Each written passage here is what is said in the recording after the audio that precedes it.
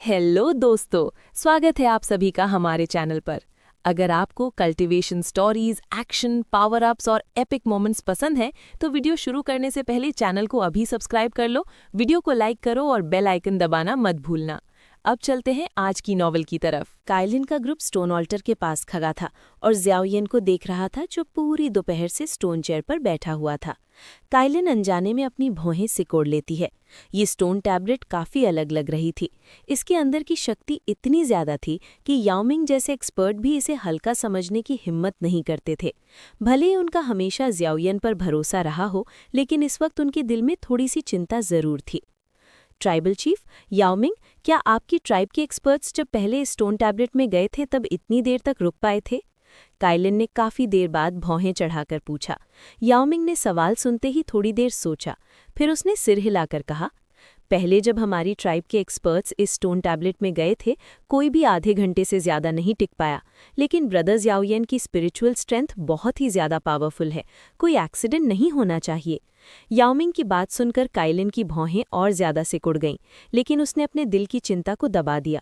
उसने खुद को शांत किया और ज़ियाओयेन के बाहर आने का इंतज़ार करती रही। इंतज़ार करते करते एक और आधा घंटा बीत गया। जब काइलिन का ग्रुप और इंतज़ार नहीं कर पा रहा था, तब अचानक स्टोन टैलिस्मन से तेज़ रोशनी निकल पड़ी। उस रोशनी के बीच से एक सोल बाहर निकली और काइलिन के ग्रुप की खुशी भरी आंखों के सामने सीधा स्टोन चेयर पर बैठे ज़ियाओयेन के शरीर में वापस चली गई। स्टोन चेयर पर बैठे ज़ियाओयेन ने अचानक अपनी बंद आंखें खोल दी।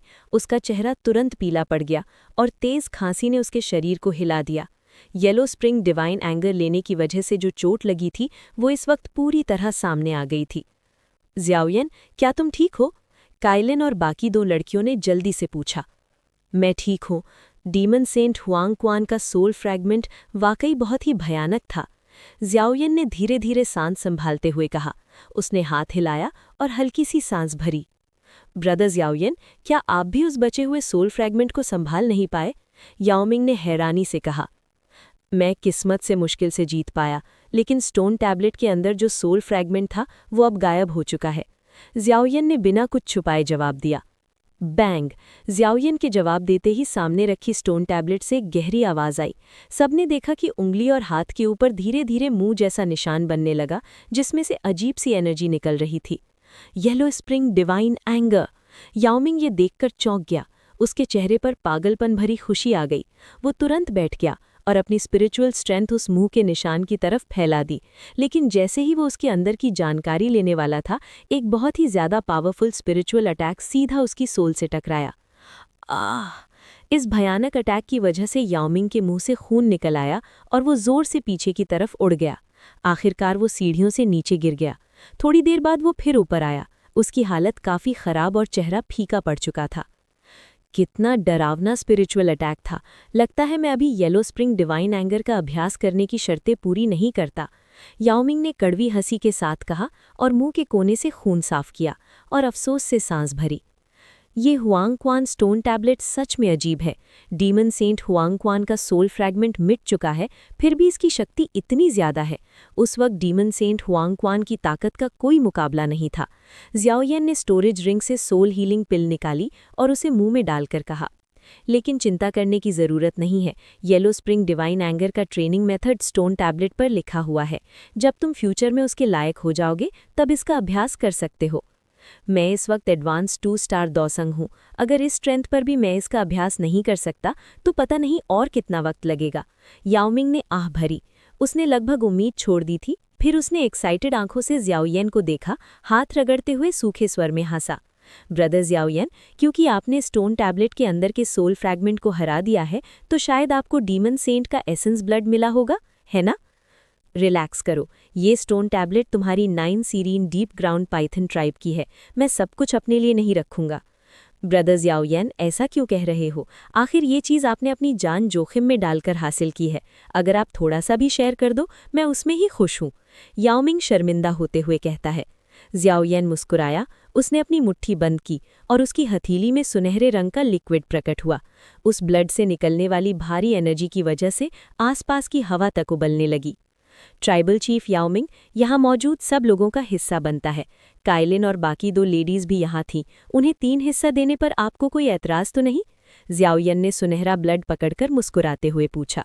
हा, ब्रदर ज़ियाओयन जैसे चाहें बांट सकते हैं, याओमिंग ने खुले दिल से कहा। वो समझता था कि ज़ियाओयन के बिना उसे ये हिस्सा मिलना मुमकिन नहीं था। ज़ियाओयन मुस्कुराया, उसने उंगली झटकी और उसकी हथेली में मौजूद सुनहरा ब्लड 4 गोल्डन रेज में बदल गया, जो याओमिंग, काइलिन और बाकी 2 लड़कियों की तरफ उड़ गया। उन्होंने उसे मजबूत और थोड़ी घबराहट भरी पकड़ के साथ थाम लिया। अगर इस चीज़ की खबर फैल जाती तो कोई भी एलीट दौसंग इसे छीन लेने आ जाता। 4 गोल्डन रेज अलग होने के बाद ज़ियाओयन की हथेली में बचा हुआ ब्लड सिर्फ अंगूठे के साइज का रह गया था। फिर भी उसके अंदर की एनर्जी अभी भी काफ़ी डरावनी थी। ज़ियाओयन उस सुनहरे ब्लड को देखते हुए सिर्फ मुस्कुराया। इस एक बूंद के अलावा उसकी स्टोरेज रिंग में डीमन सेंट एसेंस ब्लड की एक और बूंद थी, जो उसने याओ लाओ के लिए संभाल कर रखी थी। इस वक्त याओ लाओ हाई लेवल बनसंग था। अगर उसे काफ़ी एनर्जी मिल जाए तो उसका 1 स्टार दौसंग बनना मुश्किल नहीं था। ये डीमन सेंट एसेंस ब्लड उसके लिए एडवांस करने का सबसे अच्छा मौका होता। इस बार जो फ़ायदा ज़ियाओयन को मिला था वो उसकी उम्मीद से काफ़ी ज़्यादा था। इस डीमन सेंट एसेंस ब्लड के साथ मुझे भरोसा है कि मैं 3 साल के अंदर 3 स्टार दौसंग बन सकता हूँ। याओमिंग की खुशी देखकर ज़ियाओयन मुस्कुराया। वो थोड़ी देर चुप रहा, फिर अचानक बोला, ट्राइबल चीफ याओमिंग, इस ट्रिप के दौरान मुझे 9 serene deep ground python tribe से एक रिक्वेस्ट करनी है। ओह ब्रदर ज़ियाओयन, बिना झिझक बोलो, तुम मेरे लाइफ सेवर हो और तुमने मुझे डीमन सेंट एसेंस ब्लड दिलाया है। रिक्वेस्ट की बात छोड़ो, अगर तुम डेप्यूटी ट्राइबल चीफ बनना चाहो तब भी मैं मान जाऊंगा। डेप्यूटी ट्राइबल चीफ बनने की बात रहने देते हैं। ज़ियाओयन हंसा, लेकिन फिर उसका चेहरा गंभीर हो गया और उसने एंशिएंट वॉइड ड्रैगन ट्राइब के मामले को शॉर्ट में समझा दिया। एंशिएंट वॉइड ड्रैगन ट्राइब में सिविल वॉर? ये कोई हैरानी की बात नहीं है, मुझे पहले ही लग रहा था कि ये कभी न कभी होगा, याओमिंग ने कहा। वो थोड़ा सरप्राइज था, लेकिन ज्यादा शॉक्ड नहीं। अगर 3 ड्रैगन आइलैंड्स अच्छा रिवॉर्ड देंगे तो याओ शियातियान अपनी नेचर के हिसाब से 9 serene deep ground python tribe को मदद के लिए ज़रूर भेज देता। लेकिन अब जब ट्राइबल चीफ बदल गया है तो सिचुएशन भी बदलेगी। ब्रदर्स याओयन, इस मामले में निश्चिंत रहो, 9 serene deep ground python tribe 3 dragon islands की मदद नहीं करेगी। याओमिंग ने छाती ठोककर पक्के स्वर में कहा। याओ शियातियान सिर्फ फायदे देखता था, लेकिन याओमिंग ज्यादा दूर तक सोचता था। अगर 3 ड्रैगन आइलैंड्स जीत गए तब भी ठीक था, लेकिन अगर वो हार गए तो एंशिएंट वाइट ड्रैगन ट्राइब अपनी आदत के मुताबिक 9 serene deep ground python tribe को भी घसीट लेती।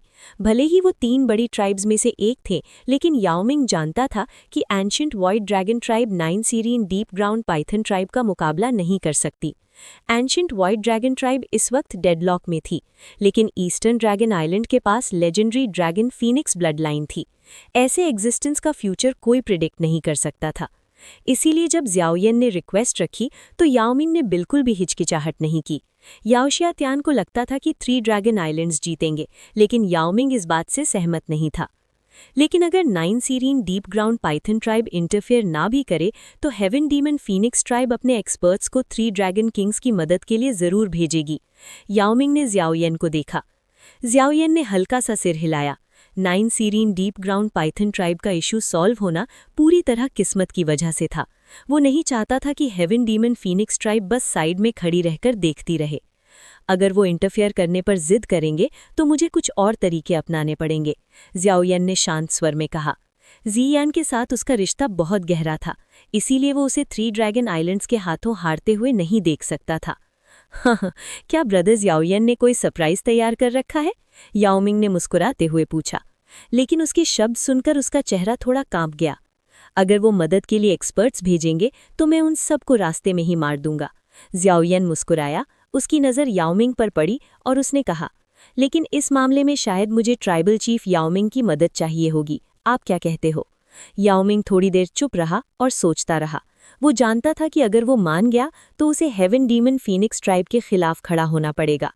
अगर हम सच में इस मामले को सॉल्व कर पाए तो मैं अपनी जान की गारंटी देता हूँ कि फ्यूचर में एंशिएंट वाइट ड्रैगन ट्राइब और 9 serene deep ground python tribe सबसे मजबूत अलाइज होंगे। उस वक्त हेवन डीमन फीनिक्स ट्राइब को 3 बड़ी ट्राइब्स में से मिटा दिया जाएगा। ज़ियाओयन ने धीरे स्वर में कहा। ये शब्द सुनकर याओमिंग के चेहरे के भाव धीरे धीरे बदलने लगे। एंशिएंट वॉइड ड्रैगन ट्राइब की ताकत पर कोई शक नहीं कर सकता था। भले ही ट्राइब टूटी हुई हो, लेकिन किसी एक आइलैंड की शक्ति भी उसकी पूरी ट्राइब से कम नहीं थी। अगर फ्यूचर में वो फिर से एक हो गए तो उनकी ताकत और भी भयानक होती। ऐसे घमंडी लेकिन ताकतवर लोगों के साथ अलायंस बनाना 9 Syrian deep ground python tribe के लिए बहुत फायदे का था। मैजिकल वर्ल्ड में उनकी पोजीशन कभी नहीं हिलेगी। याओमिंग कुछ देर तक चुप रहा, फिर उसने सिर उठाकर ज़ियाओयेन को देखा और गहरी आवाज में कहा, अगर ब्रदर ज़ियाओयेन की गारंटी सच निकली तो मैं याओमिंग और अब शाओ यान और हेवन डीमन फीनिक्स ट्राइब के बीच असली टकराव शुरू होने वाला है। नेक्स्ट एपिसोड और भी ज्यादा धमाकेदार होने वाला है, इसलिए चैनल को सब्सक्राइब करके साथ बने रहो।